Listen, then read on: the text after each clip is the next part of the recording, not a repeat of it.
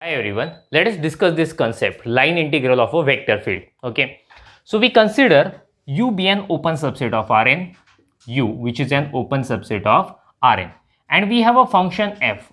Okay, we have a function f, capital F, from U to Rn. So its codomain is a subset of Rn, that's why we call it as a vector field. We consider a curve gamma here. So we consider a curve gamma. It's a parameterized curve, that means it has a parameterization. So alpha be any parameterization, okay, of that curve gamma, which is defined on closed interval AB. So such scenario we have, okay, what we have, U be an open subset of Rn, F is a vector field defined on U, and gamma be any curve in U having a parameterization alpha defined on closed interval AB. Then line integral of F, okay, let me mention, then line integral of capital F over gamma is equal to integration A to B. Since gamma has a parameterization alpha and domain of alpha is closed interval AB, so same limits we consider integration A to B. We take an inner product here. Inner product of f of alpha of t, comma, alpha dash of t dt. That means with the help of inner product, we define line integral of a vector field. Make a screenshot of it, then we will go for the next definition. Let us discuss this definition, okay. So consider two parameterized curve alpha and beta. Alpha is defined on closed interval AB, beta is defined on closed interval CD. So when we say alpha is O equivalent to beta, O equivalent, or you can say oriented equivalent, okay. So when we say one parameterized curve is oriented equivalent to other parameterized curve if there exists, let me mention the definition, there exists a diffeomorphism, getting there exists a, let me write, diffeomorphism, okay, there exists a diffeomorphism H, which is defined on closed interval CD. H is from closed interval CD to AB such that, okay, such that alpha of H of S is equal to beta of S, and it is true for all S belongs to closed interval CD. Getting? That means here I can show H is a function we are defining from closed interval CD to closed interval AB. Okay, that H should be diffeomorphism. That means H should be bijective, H should be differentiable, and inverse of H must be differentiable. So if H satisfies these three conditions, we declare it is a diffeomorphism.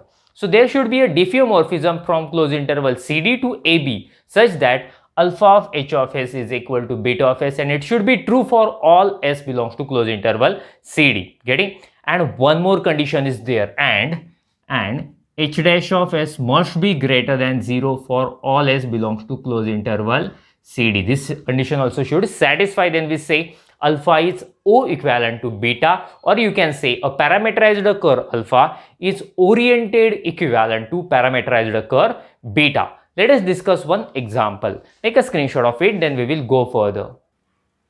Consider this example, okay. So in this example, we have two parameterized curve alpha and beta.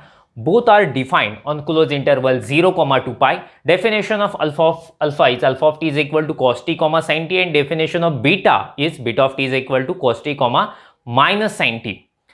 Consider this alpha, this is x, this is y. Getting? So cos square plus sin square is 1, that means it gives x square plus y square is 1. This is equation of circle, unit circle, center, origin, radius 1.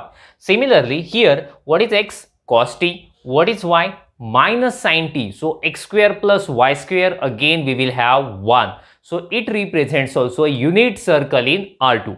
That means both parameterized curves gives unit circle in R2. Okay, so we are going to check whether these parameterized curve are O equivalent or not. Okay, it should satisfy the condition.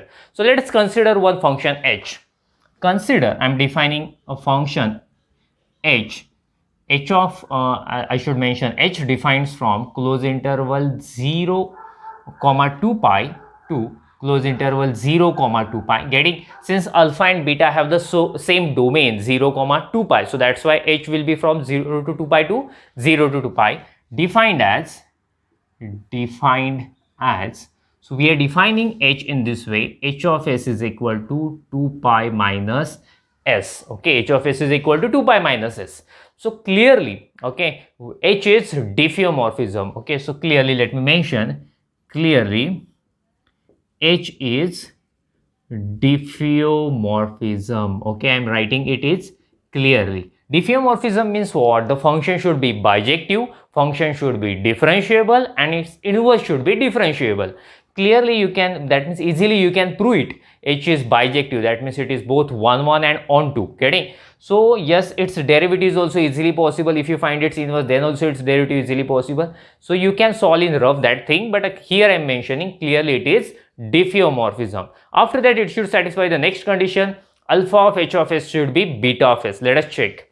Consider alpha of h of s, alpha of h of s, which is equal to alpha of, definition of h is 2 pi minus s. After that, we have to operate alpha on that.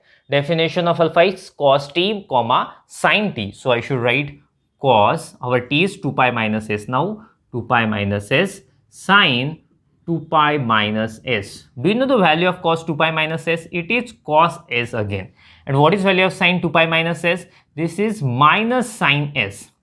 Cos s comma minus sin s. Okay, this is definition of beta of t. So that means this is beta of s, and it is true for all s belongs to closed interval 0 comma 2 pi. That means what we get, alpha of h of s is equal to beta of s, and it is true for all s belongs to closed interval 0 comma 2 pi.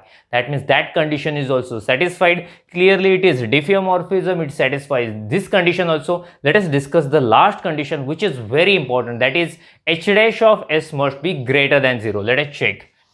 Now h dash of s, that means we have to find its derivative.